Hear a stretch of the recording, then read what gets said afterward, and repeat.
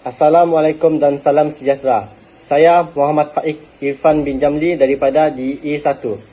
Hari ini saya akan membentangkan tentang pengurusan bencana di Malaysia berdasarkan arahan nombor 20 Majlis Keselamatan Negara atau MKN 20. Malaysia merupakan negara yang sering menghadapi bencana seperti banjir, tanah runtuh, kebakaran dan juga jerebu. Oleh itu, satu sistem pengurusan yang tersusun sangat penting bagi memastikan keselamatan rakyat sentiasa terjamin. Apa itu MKN? MKN atau dikenali sebagai Majlis Keselamatan Negara ialah agensi di bawah Jabatan Perdana Menteri yang bertanggungjawab menyelaras keselamatan negara. Peranan utama MKN ialah mengurus krisis dan bencana, menyelaras tindakan agensi kerajaan dan mengeluarkan arahan dan dasar keselamatan. Pengurusan bencana penting untuk menyelamatkan nyawa, mengurangkan kerosakan harta benda dan menjamin keselamatan rakyat. Selamat pagi dan salam sejahtera. Seterusnya saya ingin menerangkan tentang apa itu MKN 20. MKN 20 ialah dasar utama negara dalam pengurusan bencana. Tujuan arahan ini adalah untuk menetapkan mekanisme pengurusan bencana secara sistematik, mengelakkan pertindihan tugas antara agensi. Yang ketiga, memastikan bantuan disalur dengan cepat dan berkesan. Slide keempat, definisi bencana. Menurut MKN 20, bencana ialah kejadian yang boleh mengancam nyawa, menyebabkan kerosakan harta benda, mengganggu aktiviti harian masyarakat. Contohnya ialah banjir besar, gempa bumi, wabak penyakit dan kebakaran besar. Terima kasih. Saya Muhammad Adini bin Arizan daripada DE1. Pada hari ini akan membentangkan slide 5 iaitu tahap pengurusan bencana. Pengurusan bencana dibahagikan kepada 3 peringkat. Peringkat pertama adalah peringkat daerah, di mana peringkat daerah ni adalah bencana dikendalikan oleh pegawai daerah. Peringkat kedua, peringkat negeri. Peringkat negeri selalunya dikendalikan oleh kerajaan negeri.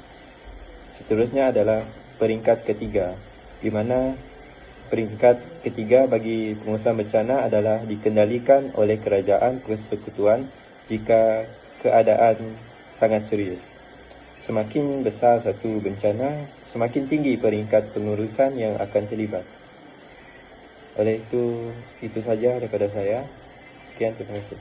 Selamat sejahtera. Nama Jose Amy Simpson dan saya akan membentangkan slide yang ke-6, yaitu agensi yang terlibat. Antara agensi yang terlibat ialah Angkatan Pertahanan Awam Malaysia. Selain itu, Jabatan Bomba dan Penyelamat Malaysia, Polis Dilarja Malaysia dan juga Kementerian Kesihatan Malaysia. Setiap agensi mempunyai peranan masing-masing seperti menyelamatkan mangsa, mengawal keselamatan, memberi rawatan dan menyediakan bantuan kecemasan. Seterusnya, fasa pengurusan bencana. Pengurusan bencana mempunyai 4 fasa utama. Yang pertama, mitigasi, yaitu usaha mengurangkan risiko sebelum bencana berlaku. Yang kedua, persediaan, yaitu latihan dan perancangan awal. Yang ketiga, tindak balas, bantuan kecemasan ketika bencana berlaku. Yang keempat, pemulihan, proses membaik pulih selepas bencana. Keempat-empat fasa ini penting bagi memastikan pengurusan bencana berjalan dengan lancar.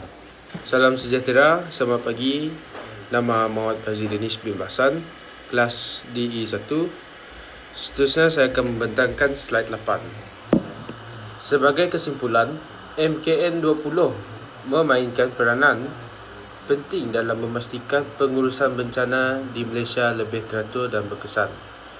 Kerjasama antara kerajaan, agensi keselamatan dan rakyat amat diperlukan supaya kesan bencana dapat diminimumkan.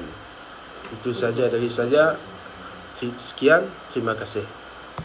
Assalamualaikum dan salam sejahtera. Saya Muhammad Faik Irfan bin Jamli daripada DE1. Saya akan membentangkan unit 7, iaitu pengungsian bangunan.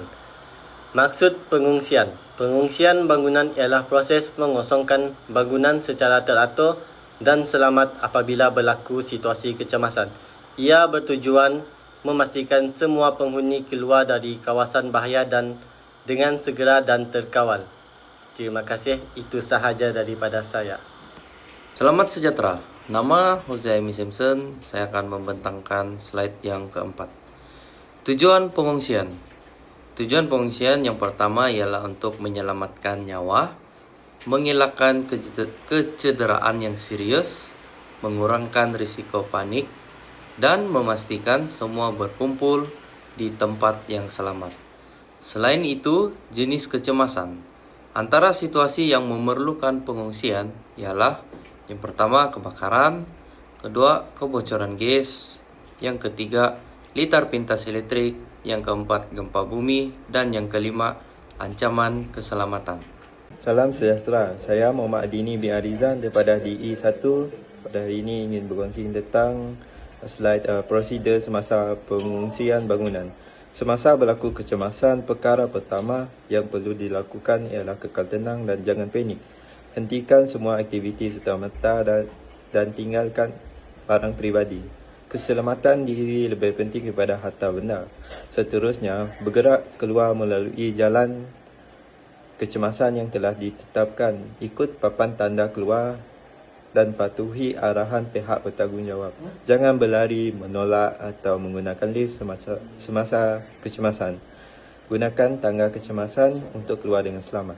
Selain itu, bantu individu yang memerlukan pertolongan, contohnya golongan emas dan kanak-kanak.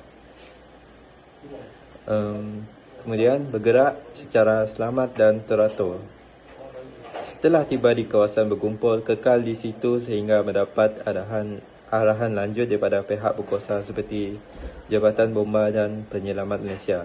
Kesimpulannya, tindakan yang tenang dan berdisiplin semasa pengungsian dapat menyelamatkan nyawa serta mengelakkan kecederaan. Salam sejahtera, nama Muhammad Fazli Denis bin Basan dari kelas DE1. Seterusnya saya akan menerangkan peranan individu. Peranan individu terbagi kepada 4, iaitu ketua tingkat memastikan semasa keluar, guru atau pensyarah semak kehadiran, pelajar ikut arahan, jangan tolak menolak. Peranan individu semasa pengungsian bangunan. Semasa berlakunya kecemasan, setiap individu memainkan peranan yang penting dalam memastikan proses pengungsian berjalan dengan lancar dan selamat. Perkara utama yang perlu dilakukan ialah kekal tenang dan tidak panik. Sikap panik boleh menyebabkan kekeliruan, tolak menolak dan kecederaan. Oleh itu, setiap orang perlu mengawal emosi dan bertindak secara rasional. Selain itu, individu perlu mematuhi semua arahan yang diberi oleh pihak bertanggungjawab seperti guru, warden atau pegawai keselamatan. Arahan yang diberi adalah untuk memastikan keselamatan semua penghuni bangunan. Setiap orang juga perlu menggunakan laluan kecemasan yang betul dan tidak mengambil tindakan sendiri yang boleh membahayakan diri serta orang lain. Di samping itu, kita hendaklah membantu golongan yang memerlukan seperti warga emas, kanak-kanak atau individu kurang upaya. Sikap prihatin dan bekerjasama amat penting supaya tiada sesiapa yang tertinggal dalam bangunan. Ketua kumpulan atau wakil yang dilantik pula bertanggungjawab memastikan semua ahli kumpulan telah keluar dan berkumpul di tempat yang ditetapkan. Setelah tiba di kawasan berkumpul, setiap individu perlu kekal berada di situ dan tidak bersurai sehingga mendapat arahan lanjut daripada pihak berkuasa seperti Jabatan Bomba dan Penyelamat Malaysia. Kesimpulannya, kejayaan sesuatu pengungsian bukan hanya bergantung kepada pihak penyelamat tetapi juga kepada sikap disiplin, kerjasama dan tanggungjawab setiap individu. Sekian, terima kasih. Selamat pagi dan sejahtera. Nama saya Daniel Joseph dari program DEE. Saya ingin menerangkan slide kepentingan latihan kebakaran. Latihan kecemasan penting untuk membiasakan diri dengan laluan keluar. Yang kedua, menguji sistem pengendara. Yang ketiga, meningkatkan kesedaran keselamatan. Contohnya, latihan yang dijalankan oleh Jabatan Bomba dan Penyelamat Malaysia. Hadirin dan rakan-rakan sekalian, sebagai penutup, ingin saya tegaskan bahawa pengusian bangunan bukan sekadar prosedur di atas kertas, tetapi satu langkah penting yang mampu menyelamatkan nyawa. Dalam situasi kecemasan, setiap saat amat berharga. Jika kita panik dan tidak bersedia, risiko kecederaan akan meningkat. Namun, jika kita tenang, berdisiplin dan bekerjasama, proses pengusian dapat dilaksanakan dengan selamat dan teratur. Latihan yang dijalankan oleh pihak seperti Jabatan Bomba dan Penyelamat Malaysia bukanlah sekadar rutin, tetapi persediaan untuk menghadapi situasi sebenar. Ia melatih kita supaya tahu ke mana perlu pergi, apa yang perlu dilakukan dan bagaimana membantu orang lain. Oleh itu, marilah kita sama-sama meningkatkan kesedaran tentang keselamatan. Jangan ambil mudah penggerak kecemasan, jangan abaikan laluan kecemasan dan sentiasalah peka terhadap persekitaran. Ingatlah, keselamatan adalah tanggungjawab bersama. Bertindak dengan bijak, bergerak dengan pantas dan utamakan nyawa. Sekian, terima kasih. Itu saja daripada saya.